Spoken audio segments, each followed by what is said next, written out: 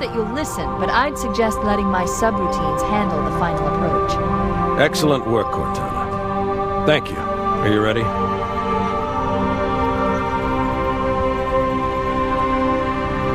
Yank me.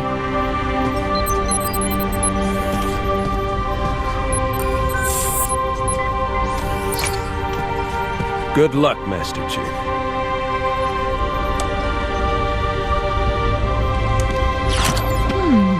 Your architecture isn't much different from the Autumn's. Don't get any funny ideas. I don't keep it loaded, son. You'll have to find ammo as you go.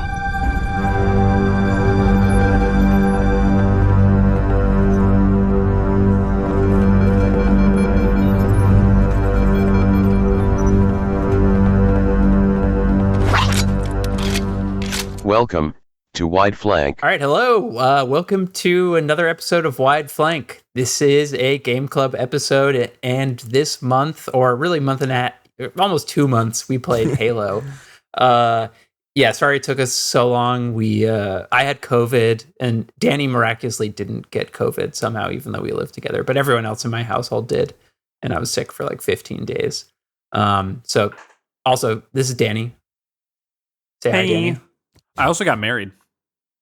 Oh yeah, that was congrats to Danny. Yeah, dude, welcome. Yeah, we've got real lives outside of this whole podcast thing. True. No, really. Yeah, and Danny got married on my birthday. And Abraham Lincoln's birthday. He did that so he would never forget Alon's birthday. Yeah, it's so kind. And we have Alon here. Hello. Alon, where are you right now? I'm in Brooklyn, New York. No, what in your background is this? I'm in the Silent Cartographer. Oh my God! Let me duck out of the way. Sorry, yeah, this is that's for our YouTube fans. Yeah, YouTube only. Yeah. So yeah, we played Halo. Combat Evolved. I'm sure we'll get into the sub headline later on to the episode. But we've been playing Halo for about a month and a half. So, Danny, do you want to let everyone know what this game is in case they've been living under a rock? Heck yeah.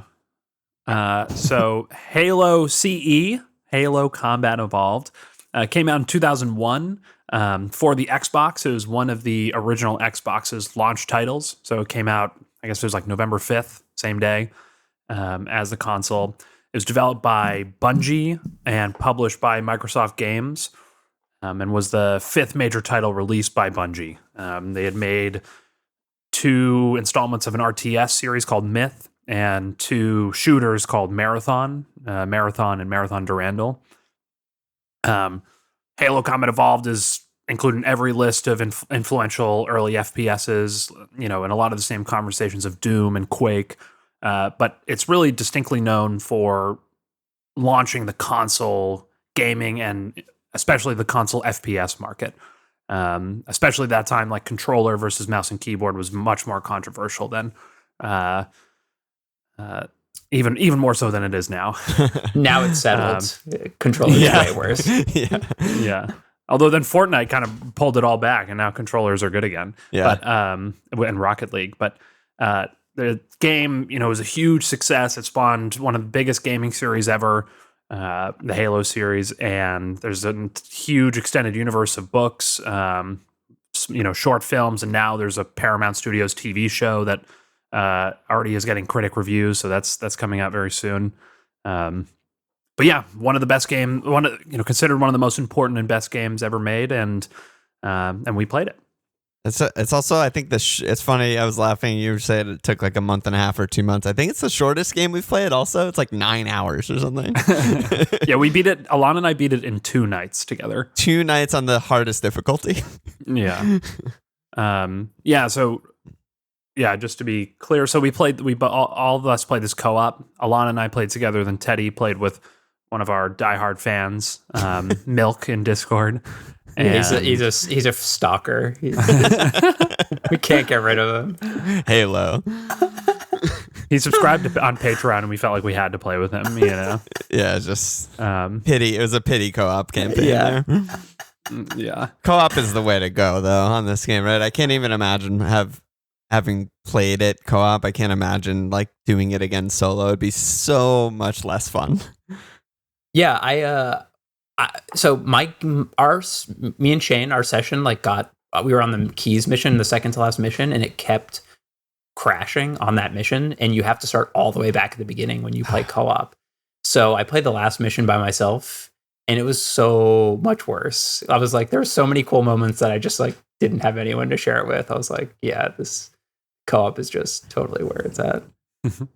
So the combat, I mean, they go hand in hand, like the co-op and the quality of the combat, I feel like, because the combat's good, and I feel like the enemy AI is good. Some of the guns are really bad, and some of the guns are like overpowered, but just to keep hammering it home, I just feel like every like fun and funny moment I had was because it was co-op. Like it was me and Danny laughing at the same thing, rather than like me doing something really cool or something really funny happening only to me. You know what I mean?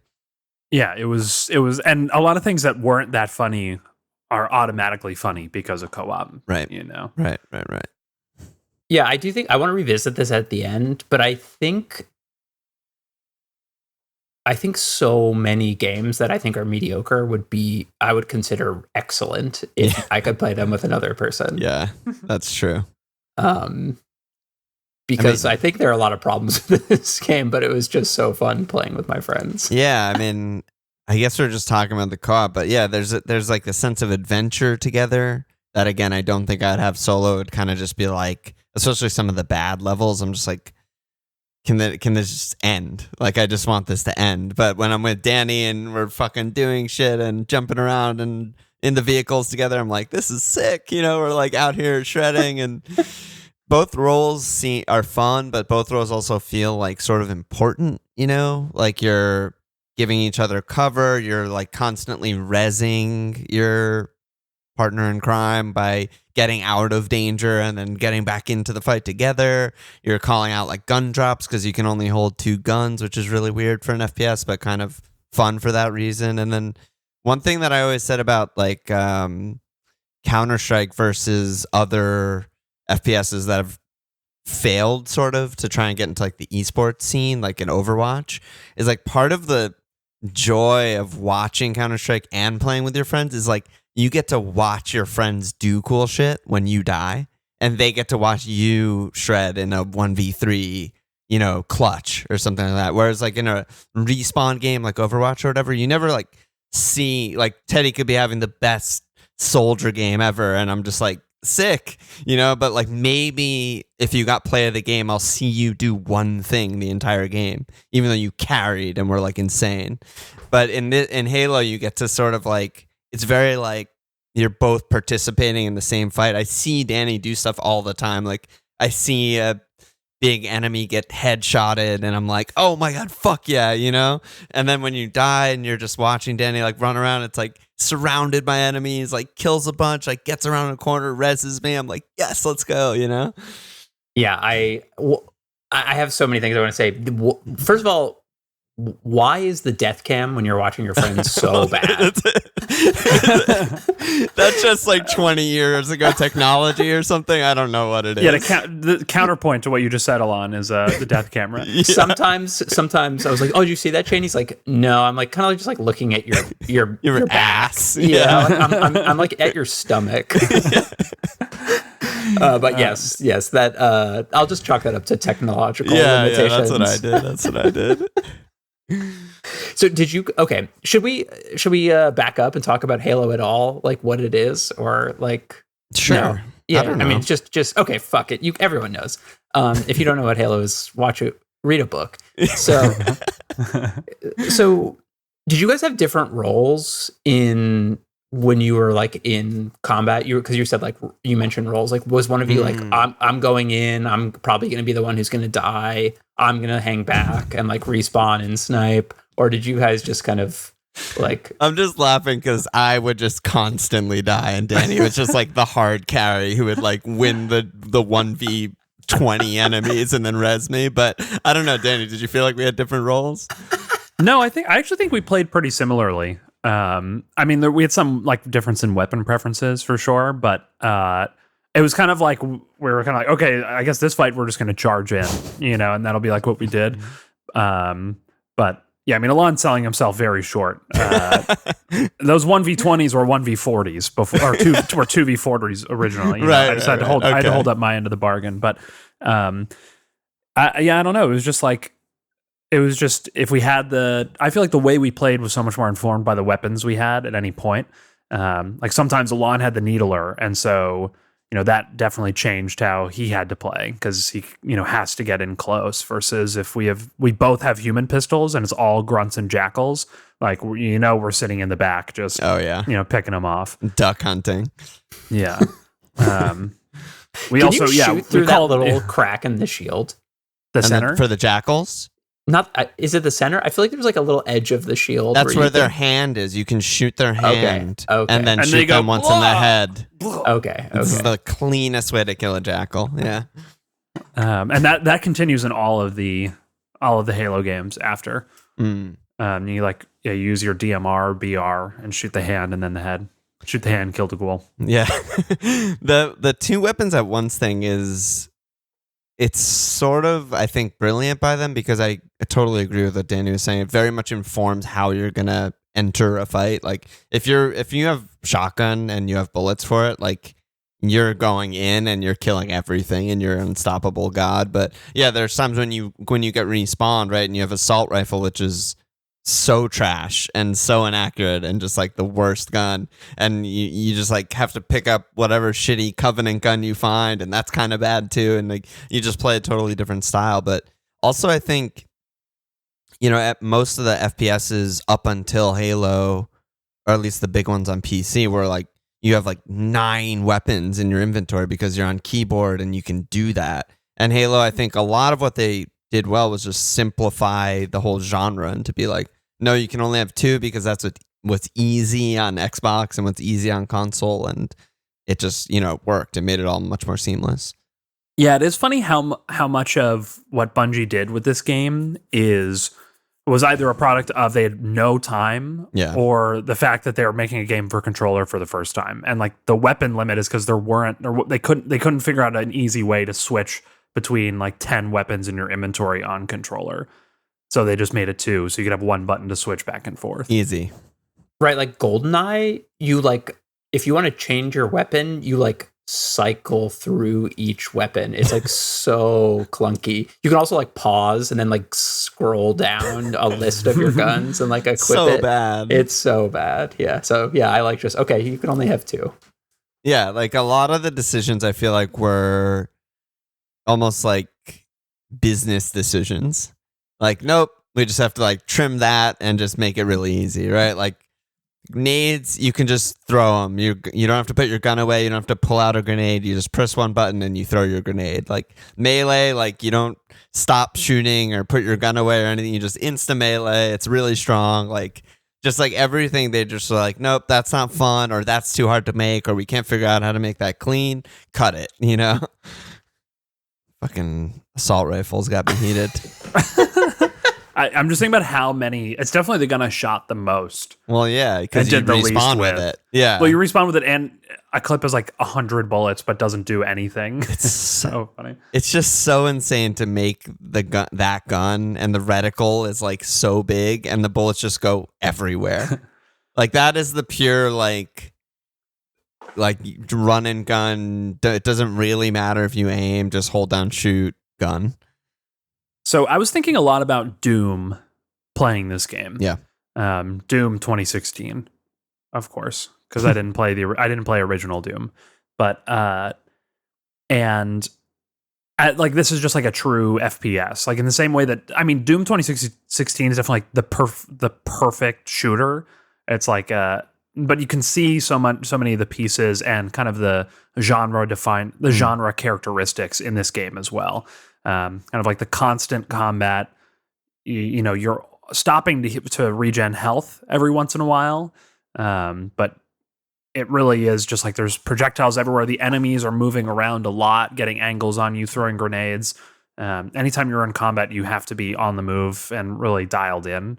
And to me, I actually felt like Doom felt less far away from this than I may have. Like if you would ask me about this game versus Doom 2016 during our podcast about it, I would have said Doom is like on another planet, which it is, but literally it's on Mars. But it's not on an artificial ring world. That wasn't a joke. I'm just stating a fact. It wasn't a joke. You're just naturally this funny. I'm naturally this smart. But yeah. So, anyways, it's like I was surprised by how much it felt like it had these characteristics. Maybe it's just because I don't know. I haven't played a lot of real like first person shooters, or didn't realize how specific that genre really is until playing that in this game. So for me, what was really novel about this, and I don't know if it was the first game to do this, but it seems like the first big game to do this, is like you have a shield over your character's health, right? That your shield regenerates very quickly when you're out of combat. And I feel like this sets up like two things. One, you can make mistakes, and it's like very forgiving. So like if you peek out and you like screw up your attack, you can just like run back and hide and recharge health. But the other thing is, yeah, right, you're not if you take damage in combat, you're not always then vulnerable for the rest of the mission. They don't have to litter health packs everywhere. Like when you're playing Half-Life, you have to like constantly pick up health to regenerate. Like you have to break boxes, you have to do weird things. Halo just is like, you have all this, you can still, there is like a health mechanic, right? But then your shield, which is the majority of your health, is just always naturally regenerating. And I think like then the Call of Duty added this. Yeah, like a lot of shooters incorporate this because it just cleans up so much of the combat and lets you just like, I mean, we can talk about maybe the combat cycle, like the 30 seconds of fun that Destiny, that Bungie talks about. But I think that's like really essential to this. And like Doom does it in a different way, which is you have to be, in fact, I think why Doom is so different.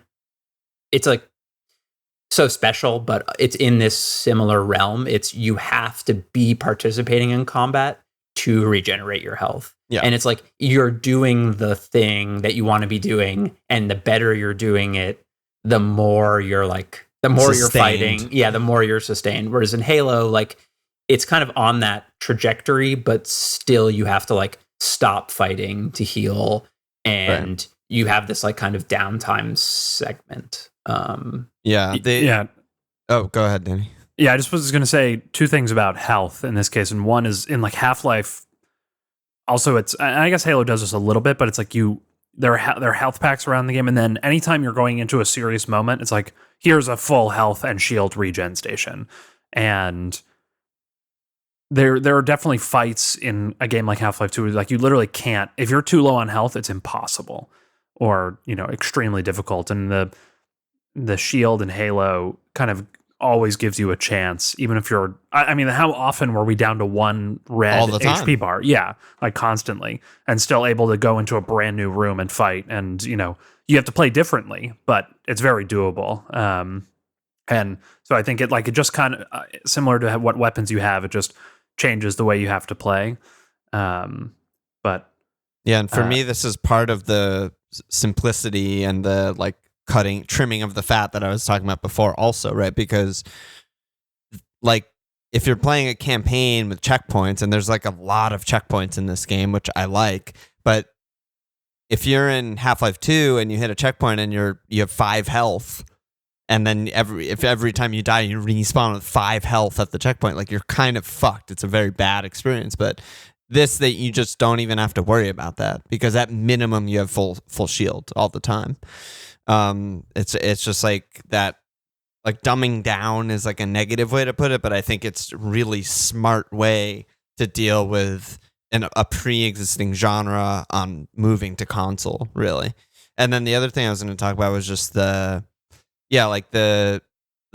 cycle, like you were talking about, Teddy, of Doom is very, very different to this. This game felt a lot more tactical to me, but I thought that was really fun too. Like Danny and I were basically, it's me and Danny, so we were just YOLOing into most fights, just like guns blazing, throwing our nades, like kill everything, whatever, and it usually worked.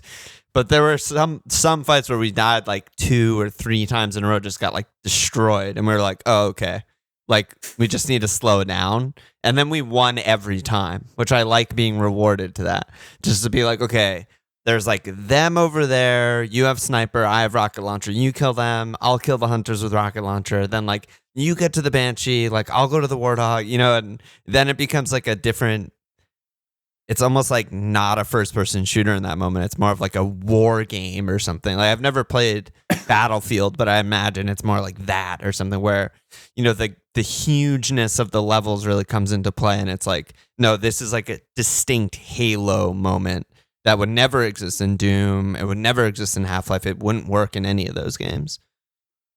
Yeah. After you, Danny.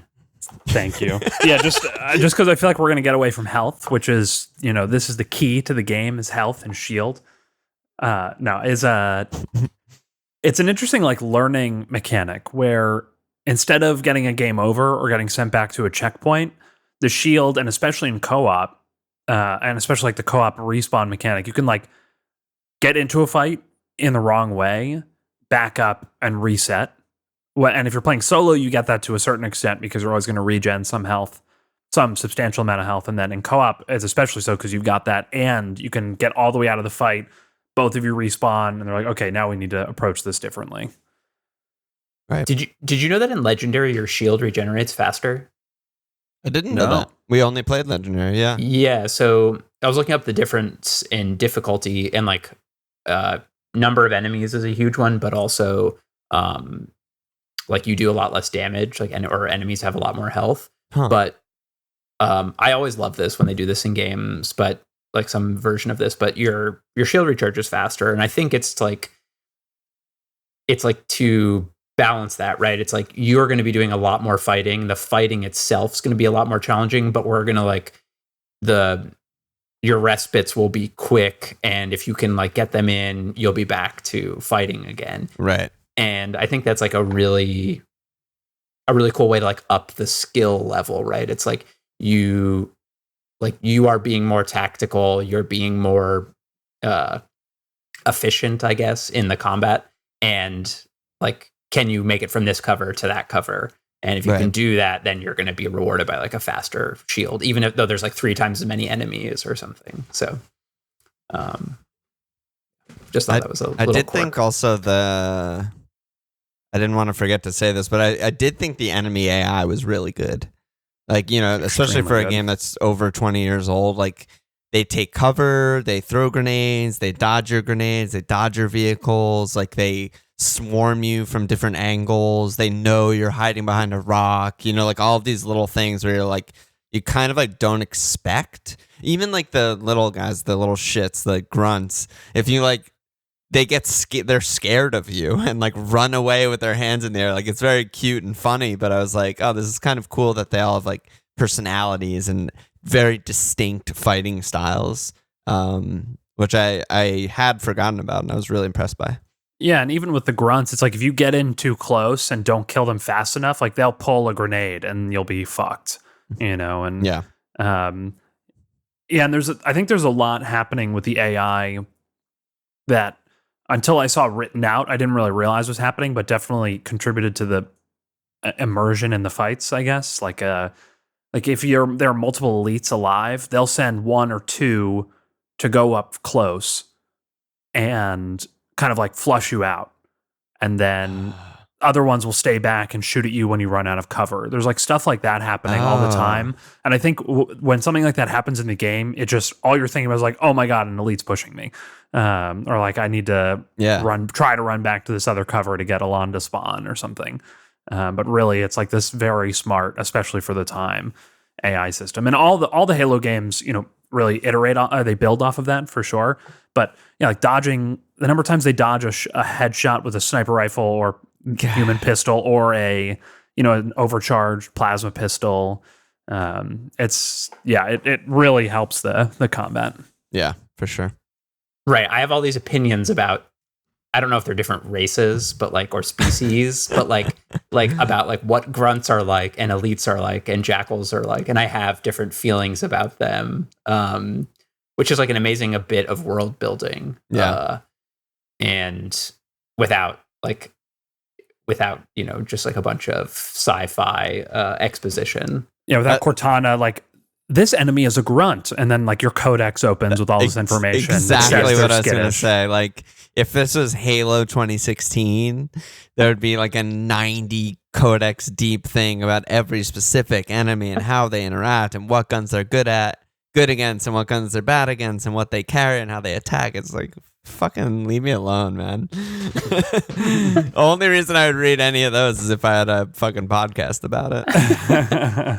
If I was playing Subnautica. Yeah, exactly. I think I love everything you guys are saying. I think the AI was so good. It was just like so satisfying. I really thought you were going to say, but me too. Me too. No. I love like throwing a grenade and not killing anybody because everyone runs away from it. Yeah. It's just like, so you're just like, that was awesome, right? They, or, throwing two and then like sandwiching them together, or throwing one and then like, you kind of learn like, okay, what would these creatures do in this situation? And I just played League of Legends like 2 hours ago, and this Tristana just wouldn't move whenever I threw a Q at Sivir. And I was just like, this is worse than the fucking Halo AI. Like, she just doesn't move. She just gets hit with it every single time. It's like, this elite, I like never hit elite with a grenade. Like, the first time you throw a grenade at an elite, he dives out of the way, and then you try and throw it to the side so he dives into it and he doesn't move, and you're like, fuck. This guy's got you try and hit him with a vehicle like 10 different ways and he dodges it every time. It's like, fuck me. They're actually smart. They know what's going on. And connected to that is what you were saying about tactics before. I think there is room for tactics, but in like how you approach each situation, but so quickly these big set piece fights, or even not the big ones, even the smaller ones will they'll fall apart's the wrong word. They'll just like evolve. And what happened the last time you got your squad died is not what happens the next time. Yeah. And so it requires a lot of action skill in addition to tactics, and like how adaptable you are to the situation, which to me was always, like in The Last of Us, it was like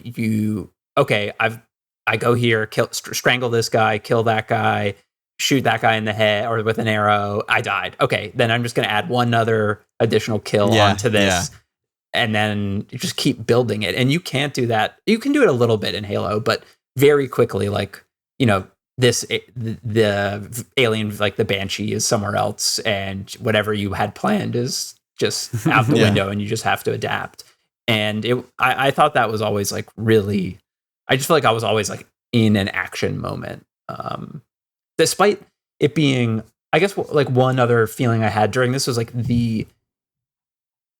it's in Doom, it's like, it's dynamic, but I feel like it's so chaotic, like just like it is, like, I want to say like cacophonous. I don't think that's the right word, but it's just like, it's just people everywhere, and it almost doesn't matter. In Halo, like, 3 elites are really threatening and they'll move around a lot, but you kind of like have a sense of the space and like where to go and how to move. Like I always felt like I was, you would occasionally open up into a fight and there'd be 20 grunts and you just have to mow them all down. But a lot of times it was like, okay, I want to get a feeling for who's over here, who's over there. And like you're saying before, like you can see when your teammate does something awesome because you're like, okay, I know I need to kill those guys over there. And if a grenade flies over and kills them, you're just like, oh, this like big part of this is now solved. You can appreciate all that in every fight. It was never too big, or most of the time it wasn't too big. It was very understandable. Yeah, they killed a lot of the level design. Other level designs absolutely awful and really repetitive in my opinion. But yeah, like I think all of the moments we're talking about are usually like, the bigger fights or like the more open space battles and stuff like that. Like the initial name for the game was The Giant Bloody War Game, and like that's exactly what it feels like. I'm like that if that's what they were going for, they fucking nailed it on some of the levels, like the level that's behind me and other moments. And the game's really silly too. Like it goes hand in hand with when you see your friend do awesome shit. Like you also see really funny shit and stupid shit, and like they were able to sort of in limited time piece together this game that does all of the good things that we said, but also is like really silly and really sandboxy, and like you can just kill yourself and like hit with vehicles, hit your teammate with vehicles, like fall off the edge, like, and it's not that high stakes. Like it doesn't really matter if that happens. It's just a funny moment, and then you respawn and you're right back in it. Yeah, it's pretty rare that I got really frustrated while playing. I think co-op helps a lot with that, but also the checkpoint frequency is great. Doesn't feel like save scumming. There are a couple moments where you get sent really far back, and especially in like the library, that's really annoying. Yeah. But I was actually, it's funny, I was also going to bring up the silliness of the game and how, like things like the vehicles being invulnerable. So if you get blown up, the vehicles will just go flying and not just like explode on the ground. Hunters will just send you or your teammate or flying. I'm remembering all the times that one of us was dead and then another one of us got like punched by a hunter and our body just gets skyrocketed. And like the grenade chain explosions where you're in a narrow hallway and 4 go off and you're like, okay, I think it's done. You start moving forward and then another one goes off. And the whole game has a little bit of it's not, it really doesn't take itself seriously at all. And it's it seems very clear to me that Bungie's like, we're going to make a really fun game. We're going to make this gameplay loop really fun and just not worry about all this other shit. And I think some of the stuff, like I think the story is actually really cool, especially considering how little storytelling there is in the game. But yeah, just a really silly, fun experience. Should we talk about the story? I'm sure we all have things to say about the story. Teddy's got a smirk on. Did you guys read? Yes, let's talk about the story. Did you guys read the manual for this game? Fuck, I forgot. I only read the wiki. God damn it. I read the manual again after I played. This is, sorry to everyone who, it's like, you idiots. You've said this 10 times, but I'm gonna post up before we play our next game the manual. Yeah, I need to. But there's a bunch of exposition about the story. Like, I know what happens vaguely because I've like sort of followed Halo lore. And Danny always talks to me about it because when he was younger, I think he talked to me about it. Not anymore. He talks to me about like sports and stuff. He's cool. But guy stuff. Yeah, guy stuff. But like did you understand, Alon, like the fall of Reach and like what Reach was and like what happened before this whole part of the mission? Like the whole first mission when you're on the spaceship. I think I understand loosely what happens. Right. But like that's all explained in the manual. Gotcha. Yeah, there's I was thinking like there's so many memorable like fighting moments and clips. Like Danny and I each have like a ton of really funny clips and stuff. But like in terms of story, there's like almost no memorable moments of story except for when maybe the flood gets introduced and you're like, oh, there's a whole new fucking thing I have to fight now, a whole new like race or whatever, or species. But other than that, none of the story elements are really like remarkable or like noteworthy. It's just kind of like, this is happening, like go this way, kill everything. Yeah, we got close to halfway through the game, and I asked Alon, "It's like, so can you tell me what's going on?" And Alon was like, "No." And then there were a couple elements that you did end up being able to repeat back to me, but it's crazy in the game how little exposition there's none. Yeah, there's like none. Yeah, and in a bad way.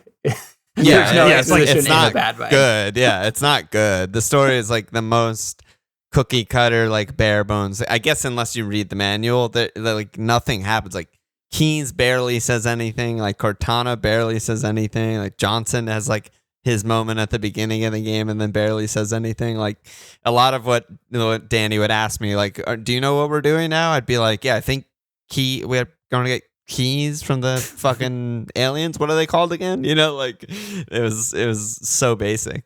Right. Like, where are the other ships? Where's Earth? Like, is there a war going on? Like, what?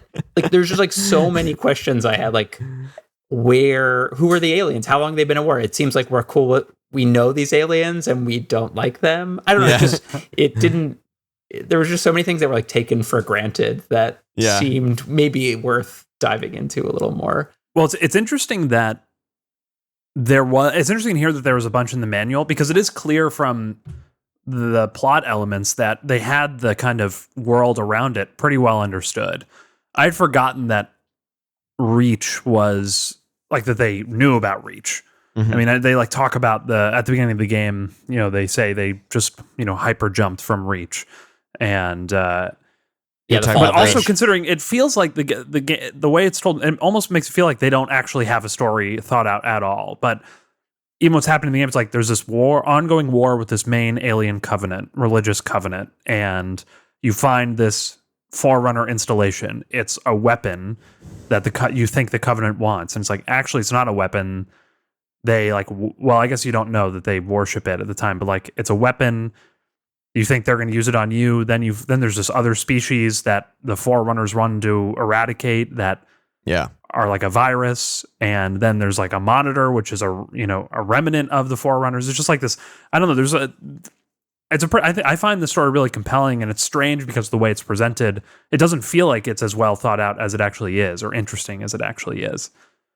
I don't remember Halo 2 and 3 that much, especially not like, there's a chance I didn't even play the Halo 3 campaign. I only played online competitive. I think that's probably more accurate. But I think that based on what I read, most people don't consider this one to be the best campaign. And it's 2 and 3 where the series like really takes off with the campaign. And that's also, a big part of that, I'm sure, is the money and time they had to really dig into those games. But I think that the lack of story is probably just, completely like the story of the development of the game and just rushing to make it from an RTS to a third-person shooter, and then third-person shooter to first-person shooter, and then Microsoft buys them, and then they just have to finish the game by the time it's launched, and they're just like, here, this is the best we could do, Maybe we should pick that apart a little bit more, that this was originally, was it going to be Myth 3? Essentially, or they were going to make like a new IP RTS. Yeah, I think they were making a new RTS. Yeah. And they go from that, and then they like, let's move they basically had an RTS, but they wanted you to be able to control the vehicles because it was really fun. And they moved the camera closer when you'd be controlling a vehicle. And they're like, actually, maybe you should just be able to control everything because that's really fun. And then slowly the camera got more and more zoomed in, and that was kind of like what led them into making an FPS. But then also, they were developing this game expecting it to be like a part of Apple and Mac's like re-entry into the gaming world, and like Macs can run the biggest, best games. And it was announced by Steve Jobs at an Apple keynote in 1999. Right. And the big Halo reveal is by Steve Jobs. It's like surreal to watch that. So funny. And then, but it's not even a game at that point. It's just demo. like an engine. It's like a demo. Yeah. A demo that they said was like had a 60% chance of crashing. Like if you watch the video, you can hear, I forget who it is from Bungie, when he presses play, he like takes like a deep breath because he's like, this is going to create disaster. And so they go from in 1999 being like a part of Apple's big launch, and then by the end of 2001, they've been bought by Microsoft. They've moved their headquarters and development studio into Microsoft Studios, and they build this third-person shooter into a first-person shooter and release it. It's like the most insane development timeline ever. Also, I love part of what made them like kind of go under and contact Microsoft to try and be bought by them, try and be acquired for them, is that Myth 2 had a glitch where when you uninstalled it from your computer, it deleted your entire hard drive.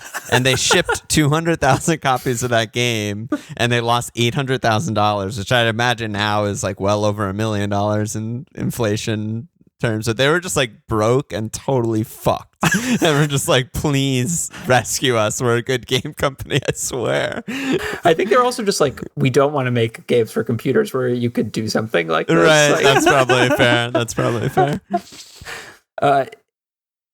I think this like goes back to what we've been saying before about like how good this like the gameplay loop is I think they were just like, what feels good, what is fun, right? And let's just keep moving that, like refocusing it from RTS to third person to first person.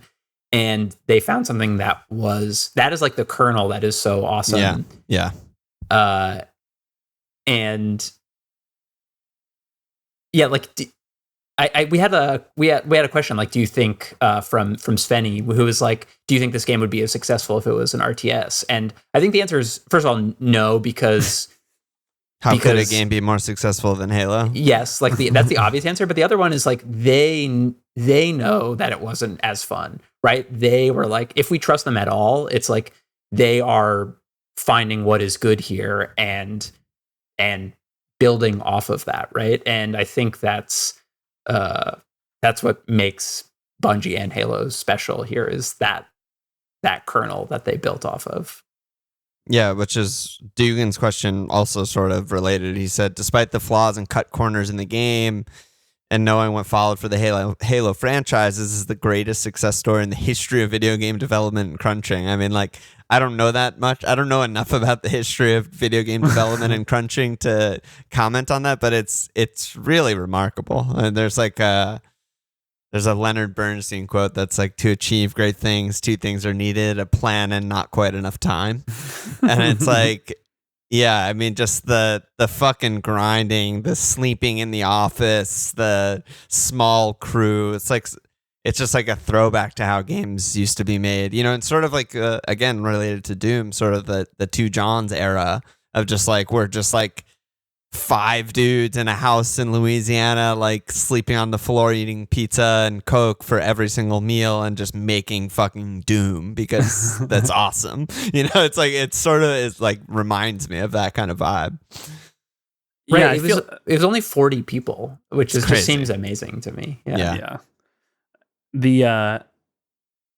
The time the crunch, I feel like, defines so much of what's good. It basically defines everything that's good and bad about this game. It does. Which is, they were like, okay, we don't have enough time to do anything other than make it fun, right? It just like, whatever it is, it has to be really fun.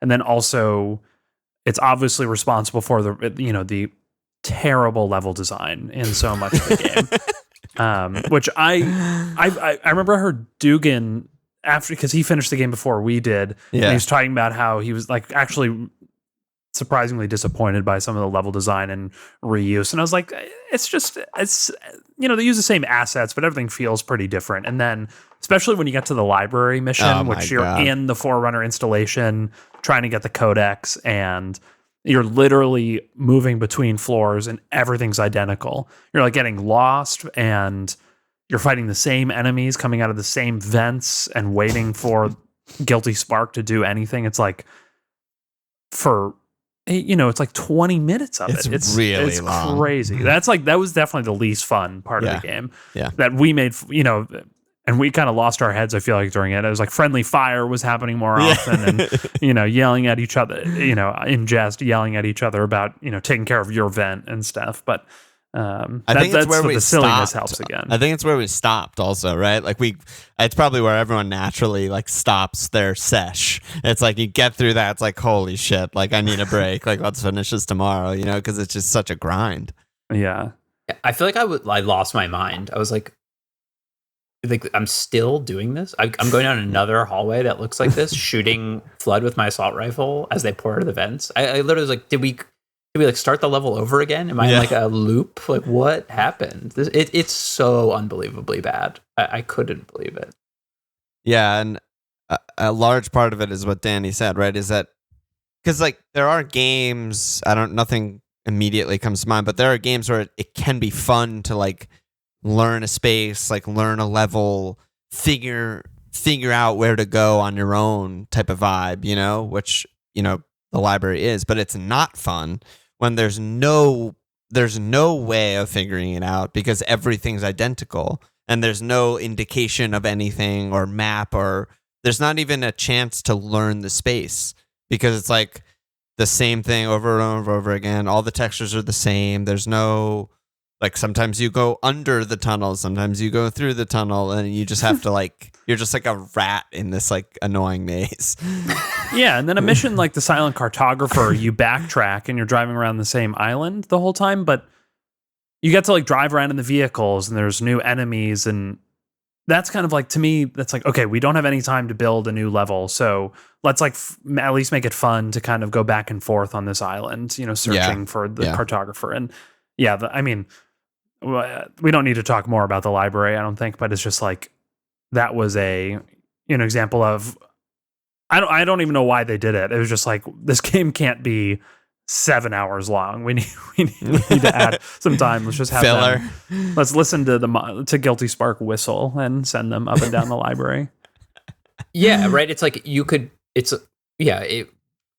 they could just do that. Any game could do that, right? Just like, we're going to add an hour of content by copy and pasting a hallway over and over again. It's like, right. It's just like unforgivable. It's so fucking bad. Maybe that was fun in RTS. Like, maybe it was just a really fun tower defense game. Yeah. And they're like, let's just make it first person. This will be cool. And it's like so bad. And I don't want to talk too much about the later games, but I also think that the crunch seems to have defined. There's so much they weren't able to do in this game that I imagine they wanted to. And once they had, well, I think they had like 4 years before Halo 2 came out. You know, they had this chance and seemed to really appreciate it and not take anything for granted. For granted. To not take any granite from Lowe's, but like they built out like a really interesting story and really messed around with, you know, protagonists and what kinds of like the ways you're playing the game. And I think it's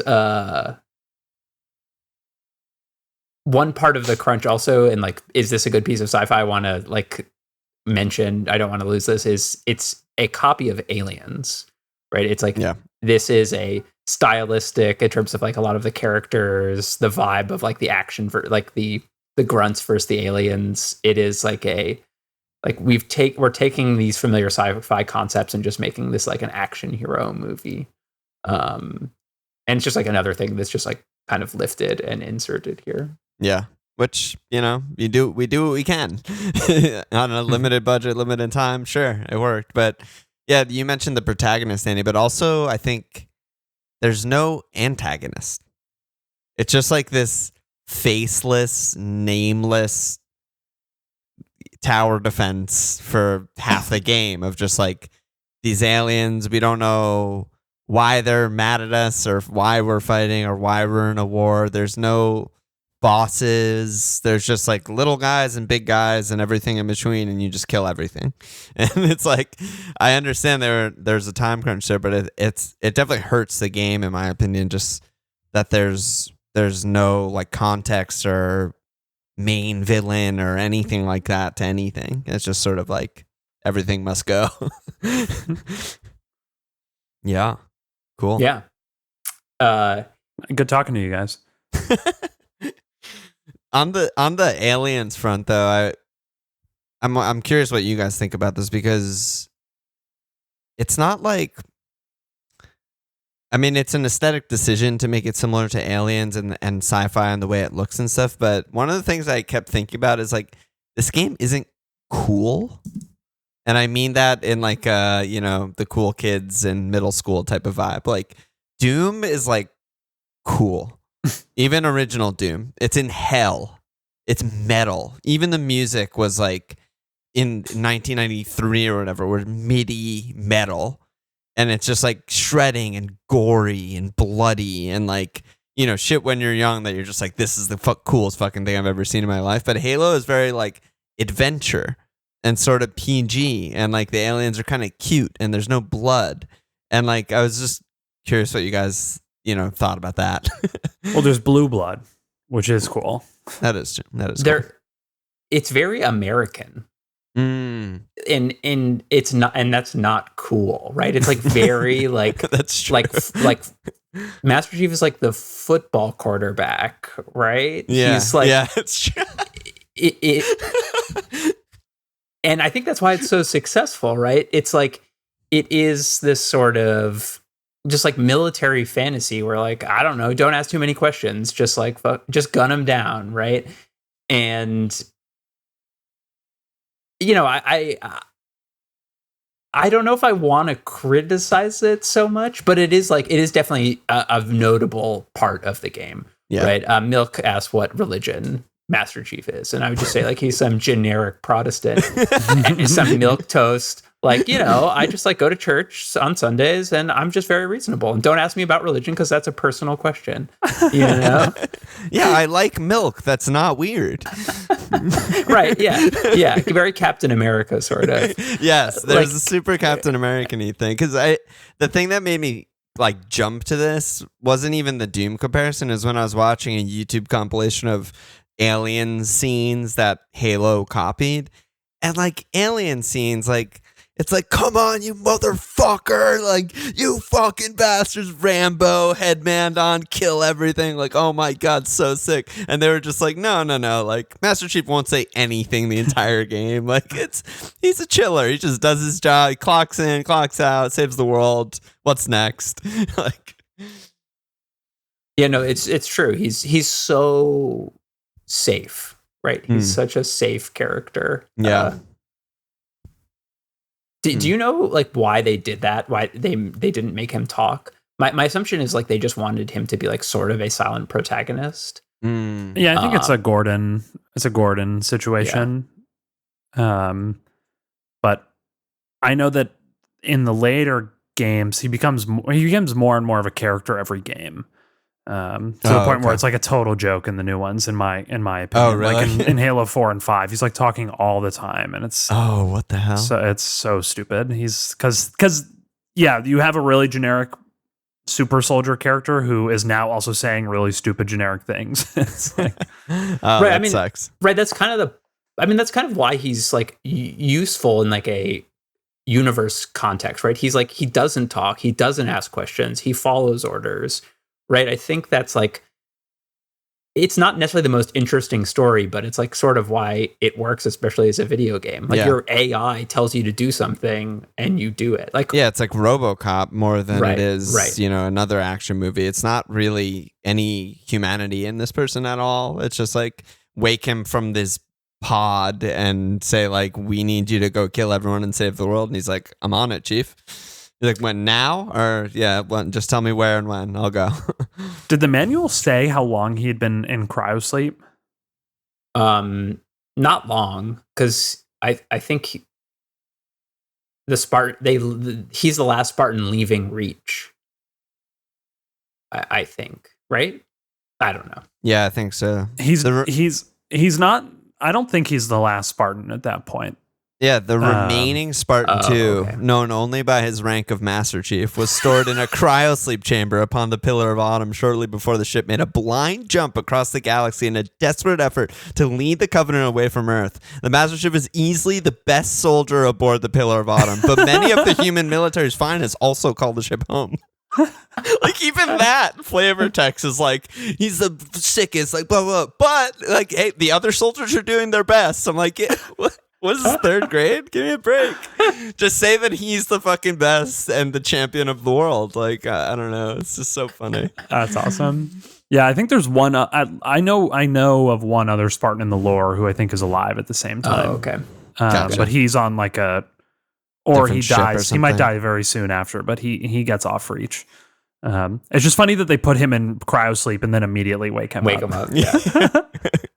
For dramatic effect. He didn't even hit Yeah. REM sleep yet. Yeah. Or yeah, Cool. yeah. Cortana is the soul of the game, right? And I think she is like really well written, and I think the voice actor who plays her is just amazing. Like, I think she just stands up over everybody, and like she has a lot of character, and I really enjoy her. Like, especially, I was like, the last mission, she has like, it's like kind of tongue in cheek with her Master Chief. I feel like like rapport is developing. Yeah. And I don't know. I really enjoyed her, despite I think the rest of the game is kind of just bad story-wise. Yeah, and I feel like they found everything good about their game and their development style in this game and built on it in the future. And like Cortana is such a, is essentially the main character in 2 and 3. Yeah. So, and again, once after Halo 3, everything falls apart because it just becomes so obsessed with their relationship and to their connection to each other. But yeah, do you know who Cortana is? No. Does it say that in the manual? What do you mean? Probably. She's an AI. She's the AI. But like what? She's like a clone of their like best scientist. She's like an AI backup, basically. No, that's definitely not in the lore of the first game. No, It's it's like, not. Okay, I was curious if it said it. that's so Wow. stupid.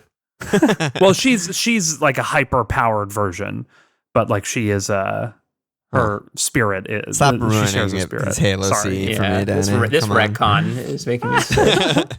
But another like big topic that I kind of want to like jump back to also is just I actually didn't play any this time around, but I definitely played it when it came out. Is just the multiplayer. This, along with like putting, console FPSs on the map, other than GoldenEye, this is pretty much like the only other one that mattered at the time. The multiplayer, I think, while it was already big on PC, FPS multiplayers like Quake and Quake 2 and Unreal Tournament, like all these games, it came out years before Halo, but Halo bringing that to the console with like a little bit of aim assist and like just like linking Xboxes together in dorm rooms and stuff was what people were doing, playing, huge like 8v8 sort of team competitive modes. I think was like completely new for like pop culture, I almost want to say. Like people who had PCs and were gaming online were me. They were just like nerds with older brothers who were super into video games, whatever. But the average person who maybe had a console or maybe didn't, this was a whole new world for them. And then I think as the games grew, Halo 2 and Halo 3, they were on Xbox Live. Everyone had one. Like everyone I knew had an Xbox, had Halo, had a headset for the first time, and would like log on with their friends, group up, play together online. Like this whole new world opened up to the console pop video game world that wasn't there. And I think that's another really important part of Halo. Yeah, I mean the multiplayer is from like a. I think like I'm trying to think if I want to. I don't. You just said everything perfectly. I'm gonna say that the combat loop is like specifically what is why the multiplayer is also so good in my opinion. Right? Is like that all carries over into multiplayer. The shields, the health, the tactics of having only 2 weapons, at changing how you play, all that stuff is just like that's all multiplayer is. And right. I think that's why like the multiplayer is one of the reasons it's so successful, in addition to like being accessible for everyone. All of a sudden, all the best parts of Halo are contained there. And I just think that it was just like such an incredible like powerful force for like casual gamers or hardcore gamers even. They leveraged in campaign and multiplayer, they leveraged weapon imbalance really well too, I think. So like the rocket launcher is better than the plasma pistol. Now you only have 8 shots at best. So it self-balances that way, but the multiplayer is also affected by this where there's a rocket launcher in the middle of Blood Gulch. So you've got to run out wide in the open to get the rocket launcher. But if you do, you've got, 5 or 6 guaranteed kills later when you can get to the enemy base or something. And that's true of the flamethrower and the sniper rifle. And it creates all these interesting moments and fights around the maps. And that is true in Halo 2 and 3. There's no loadouts. You don't you don't pick your class or your perks or anything like that. It's everyone starts with the same guns. There are guns and overshields and active camouflage all around the map. Good luck. And vehicles. And it adds such an interesting dynamic to it. Forces the fights to move around the map and forces you to play differently around someone who it's like, oh, they got the rocket launcher. We've got to play way back and just try to dodge. Right. It's weird. Like I would actually like to like read a book about this or something like that, but I was thrown off personally because I was one of those people who was grinding Quake 2, Quake 3, Unreal Tournament, Counter-Strike way before I played Halo Online. And those games are just, mouse and keyboard. It's the aiming and all that stuff is just way ahead of console gaming at that point. It's like a weird moment in time. But then again, counterbalanced by everyone has Xbox and only a few freaks like you are on IRC playing competitive Counter-Strike, right? So later in college, I didn't like bring my tower to college. I just, my roommate, shout out to Derek, had an Xbox and we would log on and play with Hayden, shout out to Hayden, and play Halo 3 online with all the headsets, and it was fucking sick. But like it was weird going back to Halo now, playing it on mouse and keyboard and being like, wow, this game's old. Like this is not Quake 3. Like Quake 3 is 50 times faster and just way more of like a competitive computer game. Like CPL, Fatality, like all that shit that was happening back then is like miles ahead of what Halo 1 was, Yeah, I didn't play Quake at all, but there's something like I think one of the reasons we like Overwatch on console is because it's sort of like this like Rocket League vibe. It's sort of like almost like a party game kind of thing. Yeah. Like the assault rifle, right? It's like you don't really have to be that good at aiming. Like, can you fit the person in this big circle? Yeah. Right? Like, and you'll like obviously like if you are really good with a sniper rifle, you'll be amazing. But there are certain elements of it that's like it makes it much more accessible on console. And I think that's like part of how it was successful because you could still like hold down the charge pistol and fire it and it will just seek onto the person or the needler, right? There are different ways of playing than just being like, do you have the best aim? And the person with the best aim wins. Right. Yeah, no, and that's a great job by them to make it, to not try and be those games. Like Unreal Tournament sold 1 million copies, says Google. Halo sold fucking 5 times that or something, and like I said, it was really a pop moment for gaming. It was like when you see videos of when Halo 2 was like getting released, it's like every news channel was talking about Halo, like real news, not video game news. Every like store had like giant countdowns from the moment that Halo 2 was coming out. Like it was a huge thing, sort of in a similar way to Doom, but even way more at this point than anything that was before it. Yeah, and I would also touch on, you mentioned it a little bit, but split screen, and obviously that had a huge implication for the campaign. And it is the way to play all these games is in co-op, and especially local co-op. But then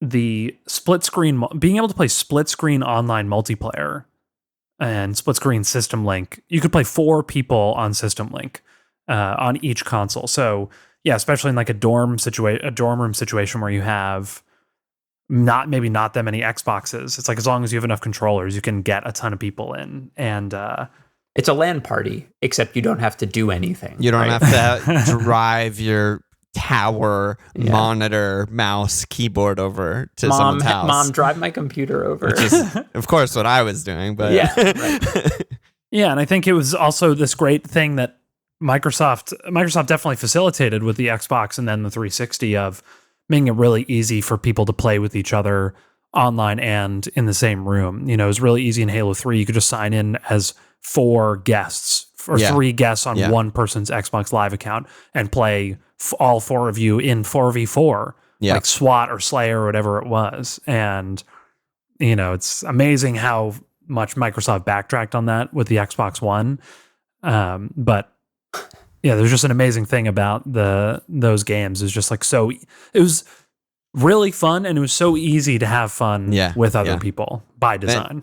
I think you nailed it also, Teddy, when you said it's sort of like a party game vibe. Everything Danny just described, like, that's exactly what we're talking about. You fucking come home drunk in college, it's 3 a.m, like, let's play some Halo, you know? Like, it's just like, it's right there, it's so easy, it's so seamless. I want to know what marketing asshole was like, okay, I'm gonna kill split screen forever. Everyone needs a dedicated Xbox Live account to even like sign in, or you can't play together. Like, oh god, so bad. But yeah, I spoke to one of my older brothers who's less of a gamer, doesn't, not that into games, but he's 6 years older than me. So by the time Halo 2 came out, he was 23 or something like that, like tail end of college or just after college. And the way he described it, he was like, yeah, it was just like a game changer. He's like, the fact that I could like call my friend and be like, should we log on? And I would put my headset and I'm like talking to Luke and like we could just play. And I'm like, yeah, like that feeling of like the first time you I don't know, do that when you're younger is what everyone else felt when Halo 2 came out. You know what I mean? Right. Yeah. Well, I also think it's interesting how many people you talk to about whether or not they played this game. And we've been doing this in Discord, and so many people like Doug, it's like it's a game I played at my friends' houses. Yeah. Which it was for me too. Me too. Just because, my parents would not buy a game as violent as Halo for me. So I would I remember there's this guy I went to school with who I didn't really like very much, but he had Halo 2. And I would go over and literally be like, let's play Halo all day today. And he'd be like, do you want to go outside? I'm like, no, let's keep playing Halo.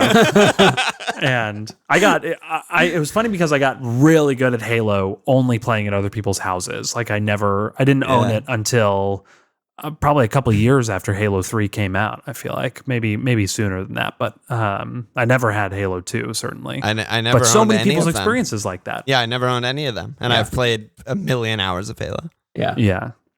It's the first time I've owned Halo. Yeah, right now is the first time. It's such a fucking like cultural thing. It's so wild.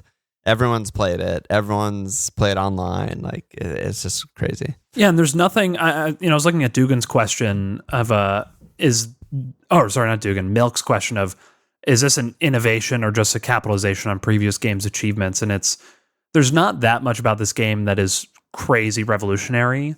Especially in terms of the way it's played. It's like, it's technically very well done, and obviously pushed the industry forward in graphics and voice acting and, and visual storytelling maybe. But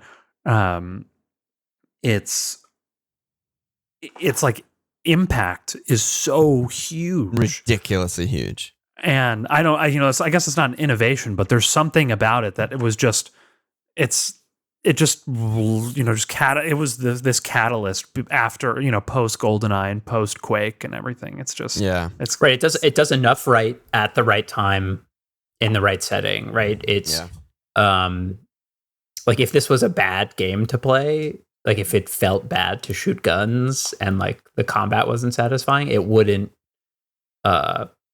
be successful. That also, if it came out on PC, I don't think it would be nearly as successful, right? Totally. There's a lot happening to make this the most successful game. It's just like the perfect storm, and a lot that seems to happen a lot with a lot of the games we talk about, where like the tech advances at the right time, or even the tech sort of like defines the style of the game, right? That was definitely the case with the Doom games. It was just like, can we make it faster? Oh my God, can we play against each other? It's all of this advancing of tech that leads to like, oh, this is a new game. And yeah, it just seems like right time, right place, right system, right partner in Microsoft. And like, it was just like all of that stuff just coming together to be a huge game. I also think this catapulted Bungie into this really interesting position in the gaming industry, which you guys would be able to speak to this better than I can, I think. But I feel like people loved Bungie. When Halo 3 was out, there was this whole culture built around Bungie.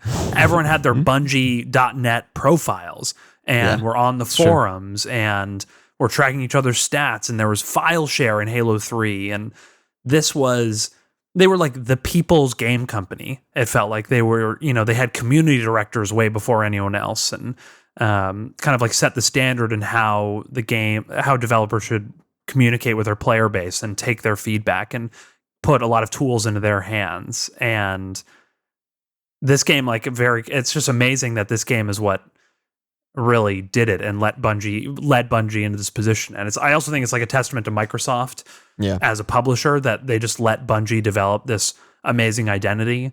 And Bungie never, with the Halo series, I mean, Halo has fallen off so hard, but it was not on their watch. Like, they built this awesome series from start to finish, built on all the things that I think really made this game and those games special, and then, walked away from it at the perfect time.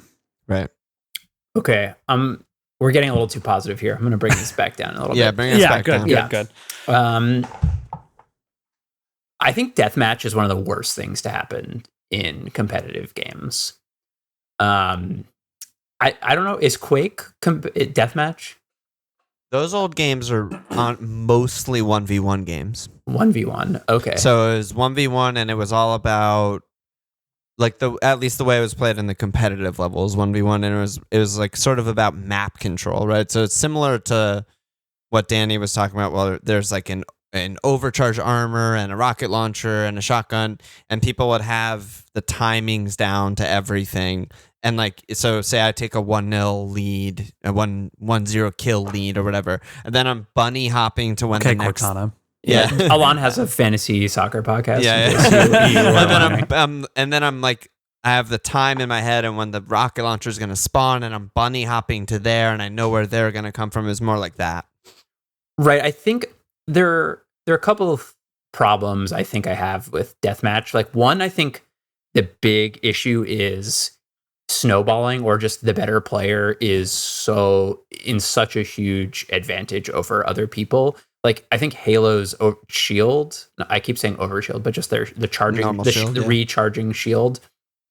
Because every encounter, if you get that person down to that, if you kill their whole shield and then die, that person is back to full health. Yeah. Right. You never get to chip away at them versus like, other, like, Counter-Strike is kind of the gold standard for me, but it's like when you do damage to that person, that stays until they die that round, right? Yeah. They are now much more vulnerable. So every fight, if you do 50% damage to someone and they do 100% damage to you, you'll never kill them, right? To me, that's like really, really frustrating as a worst player to always be beaten by your younger brother in Halo. That's interesting. I never thought about that. And yes, sorry, you can finish. And yeah, I mean, no, what were you going to say? I was going to say that actually in Halo 1, you do have health, which can dwindle, but you obviously still have the shield, but then they get rid of health in Halo 2 and 3. Wow. I didn't remember that. So, yeah, so it's even more subject to that problem. Yeah, and like in GoldenEye, for example, you can keep getting the armor, right? So you get damage down, and if they don't clear your entire armor and start chipping away at your health, you can just pick the body armor back up after you kill them. So it just results in like me just camping body armor because like I have no integrity when I would just be at my friends' houses and just, getting the RCP-90 and sitting on the body armor and murdering at them and then getting it again. People being like, you're so good at this game. And like, I guess I was good, but I was just like just better enough that I would never die. Yeah. Right. Yeah. And like that to me is really shitty. I also think like if you play a multiplayer deathmatch with like 12 people, and it's like a free for all, or you basically just run away with the game as a really good person because your health is just regenerating and you're just kind of like picking off everybody. It just like doesn't. It's much more of a party game and much less of like a serious game. And I think like Call of Duty's probably the worst thing that ever happened to video games. Wow. And I think it's because they really lean into this deathmatch and really lean into like kill streaks, right? Where in Call of Duty, the better you do, if you get 5 kills in a row, you get rewarded with like, you get better radar or you get like an airstrike and you get more kills. And it's like this it's like a further entrenchment of being a better player, and it feels really good when you're doing that, but it feels terrible to lose. It's sort of like you're like chasing that high of being the best player in a server or something. And I just always think Counter-Strike is the absolute best competitive game ever because you have to push objectives, right? You have to go to a certain place. Like Halo, you can literally just sit somewhere, and if someone's more aggressive than you can just basically like just totally cheese them, right? You can, not always, I take that back. Like you can just I'll just stick with Counter-Strike, which is you have to push an objective and people defend it. It's variable what you can do. And then when you die, you're dead for the round, right? And like it makes everything that you do matter versus like Deathmatch. It's like you're dead and it's like, okay, I just can't kill anyone and get my kill count up here. And I think that's just like a really strange, it should be like kind of like a side mode that like people play sometimes, but somehow it became like the main way to play competitive shooters for most people. Yeah, but what I was gonna add on there is again rehashing what you said about the party game, right? Because when I'm young and I'm playing Quake 3 Rocket Arena and it's just like 4v4 rocket launchers only, I'm not thinking about like this isn't balanced. They just keep getting the armor. Like I'm just like having fun shooting rocket launchers, rocket jumping, and then rocket launchering the enemy, and like. And then same with Halo, just running around, like trying to hit like 6 snipes. Like I'm in the vehicle. This is crazy. Like I'm not considering the balancing of the game because I'm just having fun split screen with my friends and it doesn't really matter. But yeah, objectively from a competitive standpoint, I would never, ever play a deathmatch game now. I'm so uninterested in playing one now. Like I have friends who play COD still. And I'm just like, no, I'm not going to get COD. Like I've got shipped a free newest COD because a friend of a friend works there and they were like, we want to play with you. And they sent me a free new COD for PlayStation 4. And I played like 2 times. I was like, I'm sorry. This is just so ass. Like I can't do it. I'm sorry. This is just not a good game. Yeah. It's important to point out that this game came out 2 years before the first Call of Duty. Right. So the influence is definitely there. I also think part of what your criticism is, I think, borne out in the way the game is mostly played in multiplayer now, which is everyone just plays Blood Gulch, which is the iconic Halo 1 multiplayer map. This giant cliff surrounded valley that you're in, 2 bases. It's normally capture the flag, and you have a bunch of vehicles, but that one is just so hectic. There's banshees and scorpions and warthogs and snipers and rocket launchers and everything that it doesn't. You can still dominate, but there's just eventually you get the scorpion, and even if they have a sniper, you'll just kill them. But the other smaller, more arena style maps, like when Milk and I played, it was like so lame. It was like so boring, and it's like when we played whatever that new Portal game is called that came out, that free to play. You know what I'm talking about? What's it called? I have Gateway. Oh, that game. Yeah. Warp what is Gate that or game? something. Fuck! I can't believe I don't know the name. Yeah, is it on Steam? But Yeah, it's on while you Steam. look it up, we played like 4 or 5 games. It's like, well, I'm never playing this again. Yeah, it's like that was kind of fun, but also Splitgate. extremely boring. Splitgate, yeah. It's like they added an interesting mechanic to the most boring game mode in existence. And this is what I always loved this about Halo Reach was the big game mode they added was called Invasion. And it was like this awesome objective based mode where you like pushed into different, almost like campaign style map areas. And when I saw that Halo Infinite was like totally built around Slayer, I was like, this is so fucking stupid. And the other thing about Halo, and this is not, I don't know how much has happened in the first ones, but then like Forge and Halo 3, creating your own custom games and weird maps and things to do was always more fun than 4v4 Slayer with your friends who are the best at the game. Yeah, I think like especially when you're younger, these things matter less. Like I think when I played, I didn't know Counter-Strike was 5v5 until I was like 18 or something like that. Like I played like Scout's Knives when I played Counter-Strike, you know, like I was just Ice like, World, which is basically Deathmatch. Right. I'm just like, I don't know. It's a game where you have guns and you click on the head. But like, yeah, maybe because as I've gotten older or like been, you know, I'm not the best anymore. And so it sucks to get shit on by other people. But yeah, it's just, you see all the holes now, maybe because we have exposure to other modes. Yeah, it's funny when I think back to my friend in college who I played the most with, my friend Steve. There was like some iconic Halo 3 level, maybe you know the name of it, Danny, where like there was a bridge in the middle. There's like two bases and a bridge in the middle that you have to cross, like get into their base. And me and Steve would have so much fun 2v2ing on that map. And then sometimes we would just play people who just had shotguns and cheese in their own base. And we would just lose every time. We're just like, fuck, they're shotgun cheesing, you know? And like, again, like I'm younger, I care less, you know, whatever. I'm in college. It's for fun. So whatever, you move on and you play again and the next game's fun. But yeah, like now, if I had that experience, I'd be like, oh, this game is really stupid and broken. And there's other better games out there. I would never play this. Are they going to fix this? Are they? Yeah, like they have to patch the shotgun. It's obviously OP, you know? I mean, when I actually did watch a little bit of competitive Halo CE, like back in the day when it came out, and it was just only human pistol.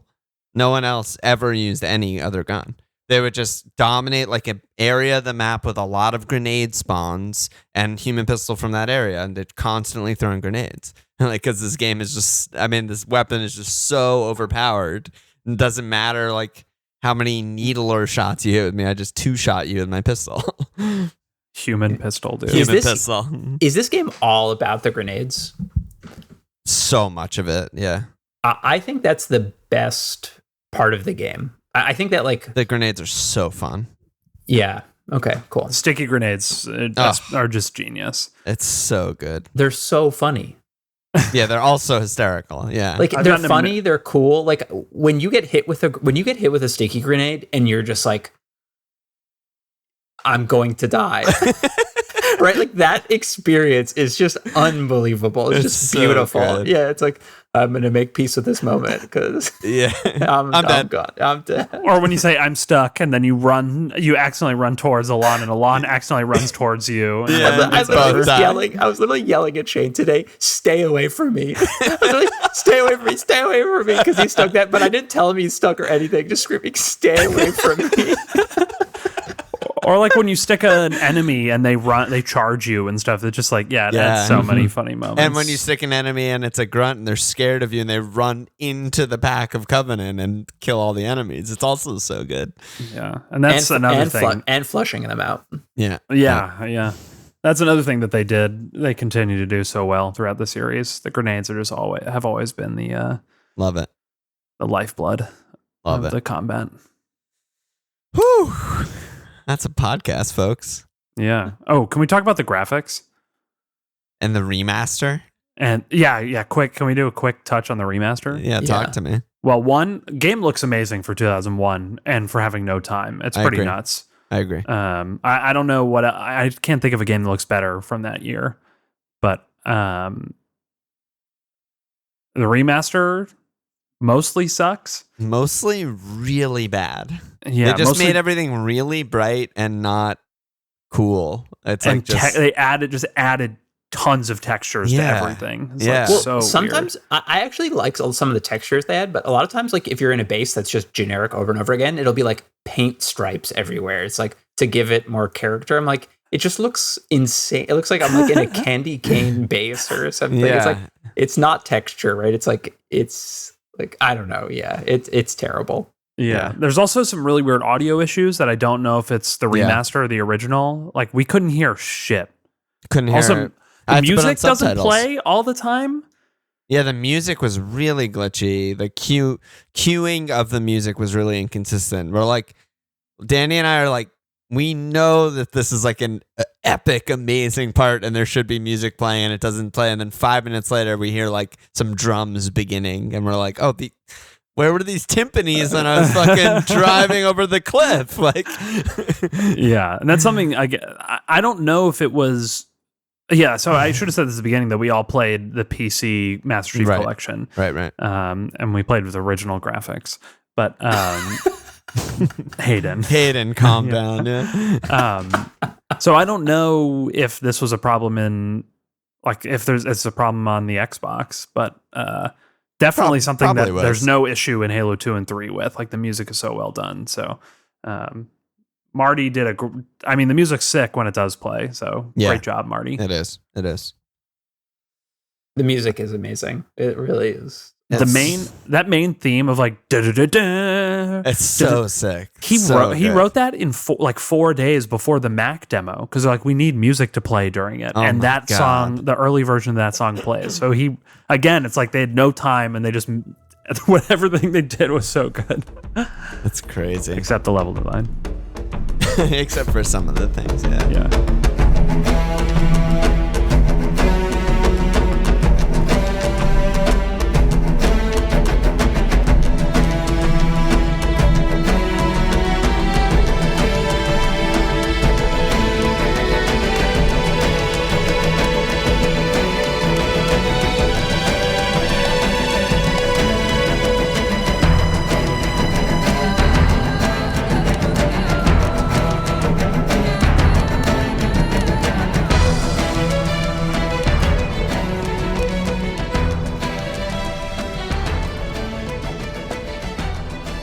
What about we kind of did talk about Svenny's question about the explosion of multiplayer first-person shooters, right? Yeah, my whole thing about Call of Duty and Deathmatch was from Svenny's question. So thank you, Svenny, for that question, because I think that was my most fruitful journey intellectually.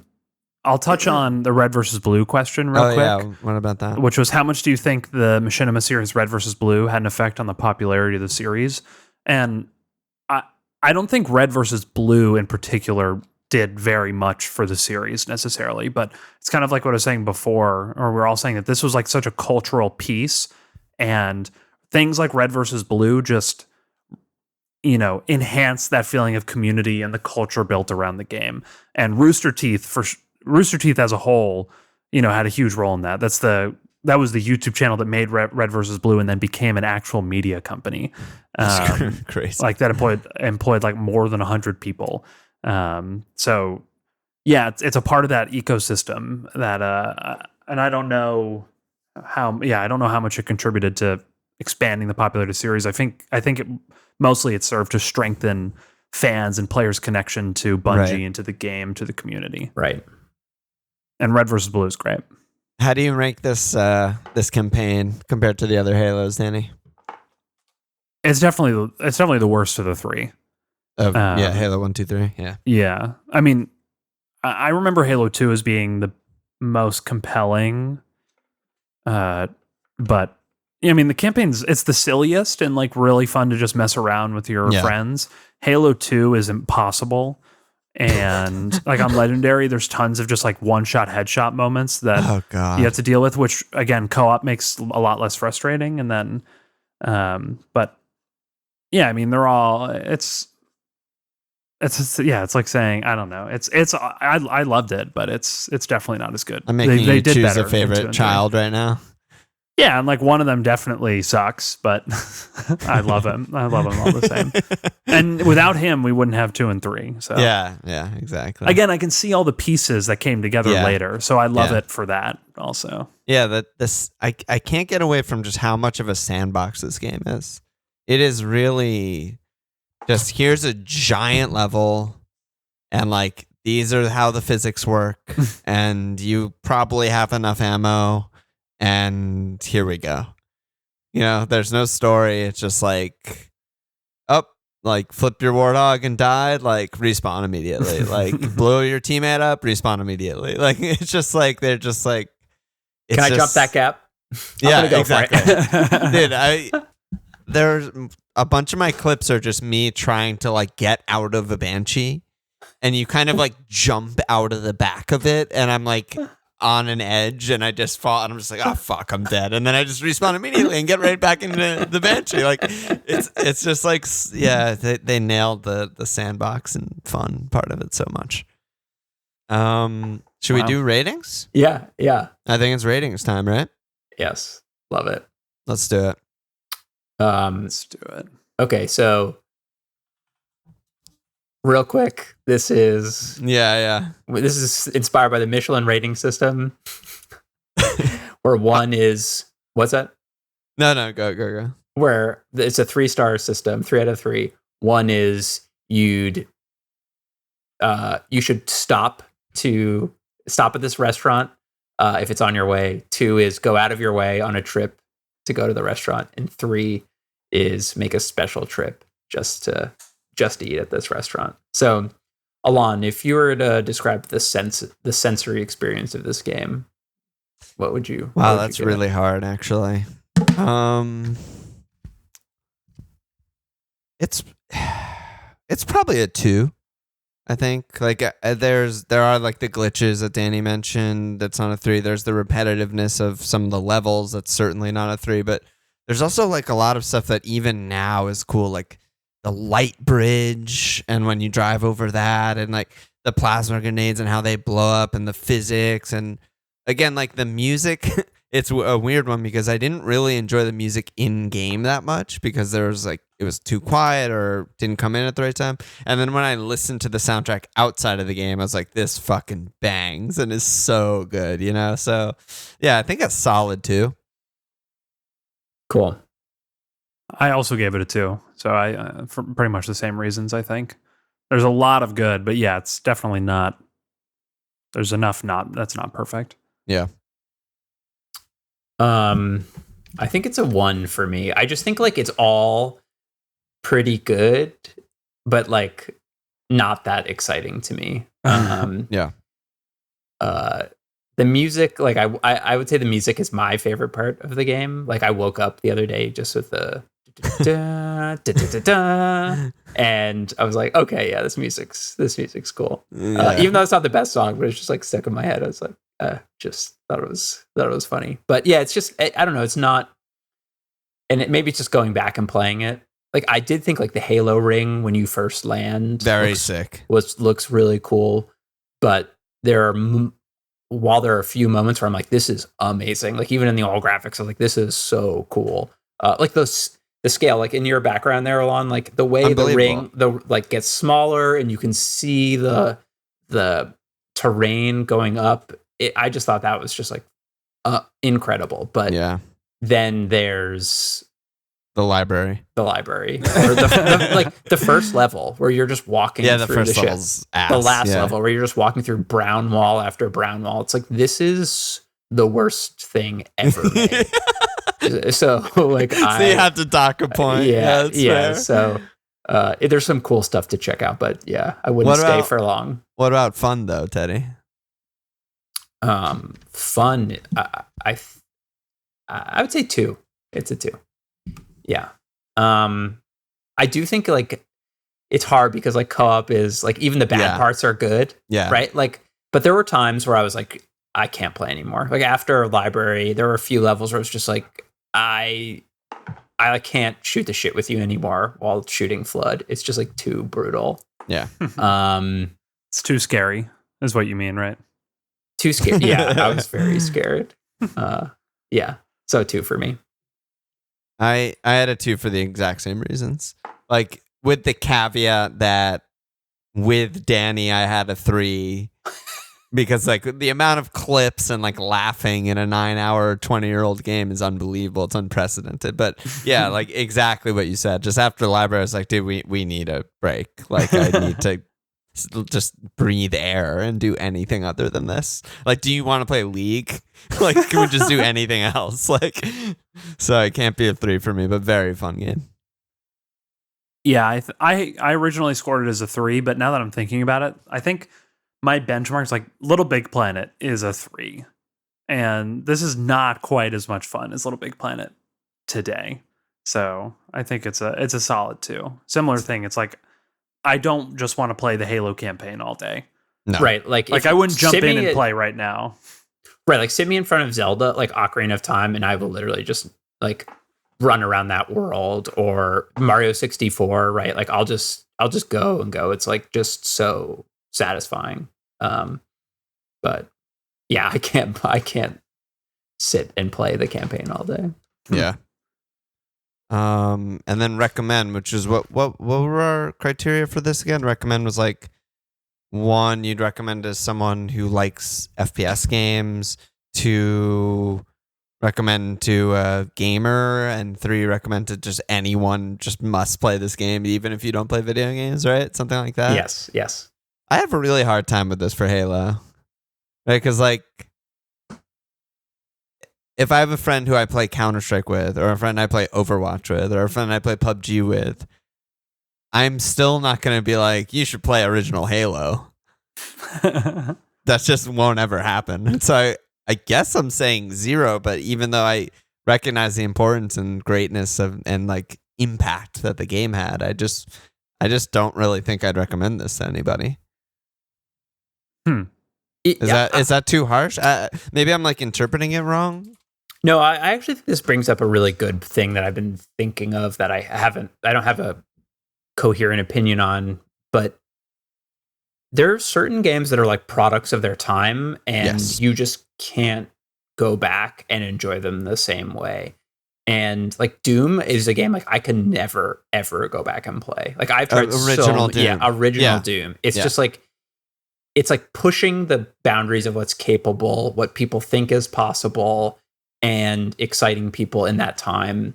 Like I could go back and play like old strategy games or old RTSs so easily. Like I could go back and play StarCraft, no problem. It's janky. There's some weird things about it, but like, yeah, I can't imagine like at the time not saying anything but like 3. Everyone has to play this game. Yes, at the time it's a 3, no question. Right. And that's kind of why I was having a hard time, right? Right. At the time, it's the most fun, the most important game on console.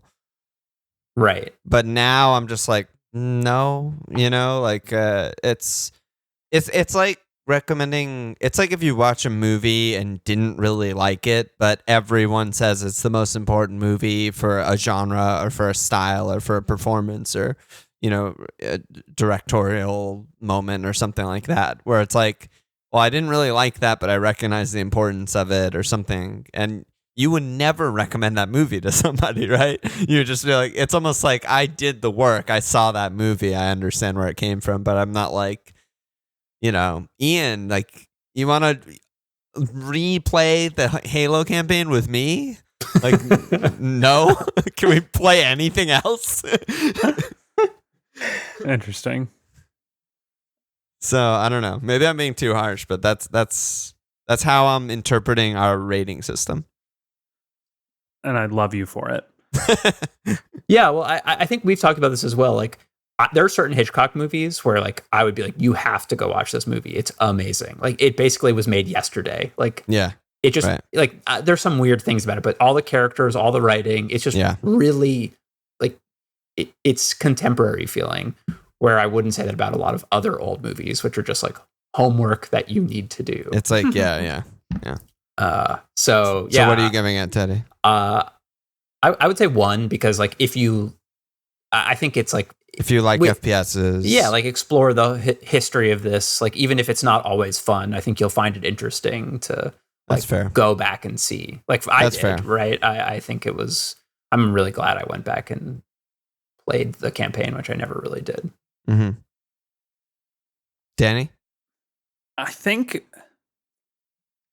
I feel like the co-op introduces a weird variable to this. Like that's true. I would probably give it maybe a 1 if someone's going to play it for solo play. I'd say like if you're a hardcore FPS gamer, like I think it's worth playing through, and it's short enough that you'll like have a good time and kind of get to experience that game and connect with people about it. But like for me, it's like if I would recommend that if you have a friend who's down, like you should play Halo 1, 2, and 3 in order. Like that's basically a 3 for me. So I think I'm just going to settle on 2 for recommend as well, which is you know what you're getting into, and definitely play it co-op. But yeah. It's just a weird one because like I agree with everything that both of you said, even though we all gave different scores. Mm-hmm. Well, it's like what we said. It's like what we said with Subnautica. It's like every game would be better with co-op, except for like Slender and Amnesia. It's just like these, so it automatically gets a huge boost no matter how bad it is. Right, like Dugan played it right while we were playing it, and he just beat 2 also, but he played it with his wife. Like, if he's just a single dude living in Brooklyn, he's probably not just soloing through both of those games, but having the co-op and like just enhancing everything, you know. They beat 2 before we even, you know, played 2. They were just like, that was awesome. Let's play more. It's a fun activity that I'd like to do more.